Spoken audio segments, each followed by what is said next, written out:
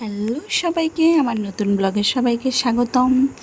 আজকের ব্লগটা বিয়েবাড়ি নিয়ে। তো দেখতেই পাচ্ছ পৌঁছাতে ভালোই লেট হয়ে গিয়েছে রেডি হয়ে। তো এসেই ঢুকি, মারাত্মক ভিড়। কোনো রকম ভিড় ঠেলে কনের কাছে পৌঁছেছি। তো গিফটটা আমার এত ভারী যে আমি শাড়িতে বারবার বেঁধে যাচ্ছে। এই যে এটা হচ্ছে আজকের ব্রাইডের পর এটা আমার বোন, ওর একটু ফটোশ্যুট করা হলো। ওকে কেমন লাগছে কমেন্টে অবশ্যই জানিও। এরপরে আমার দিদি আর ওর ছেলে, ও তো শুনে তো ছবি তুলবেই না, জোর করে ওকে ছবি তোলানো হয়েছে। তারপরে দেখো এটা হচ্ছে আমাদের আরেকটা হবু কনে, ওর সামনে উইকেই বিয়ে, তোর সাথে একটু ফটোটা তুলে রাখলাম।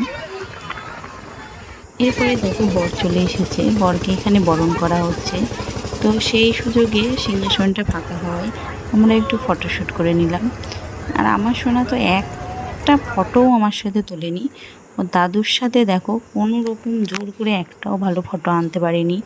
এমনকি ওর বাবাকেও বলছে না না না, একটা ছবিও তুলবো না। দিয়ে ঠেলাঠেলি করে দেখো রাত 1টার সময় খাওয়ার জায়গায় কেমন ভিড়, কোনো রকম সিট পেয়ে। কিন্তু আমার ছেলে এত দুষ্ট করছে, বারবার টেবিলের উপর উঠে পড়ছিল।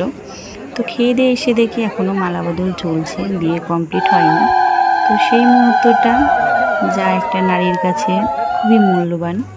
তো বিয়ে টিয়ে শেষ করে এদের দুই ভাইয়ের নাচ দেখো, প্রচণ্ড নেচেছে, ঘুম নেই দুটোর চোখে কারোর। তো আজকের ভিডিওটা এইটুকুই, টাটা।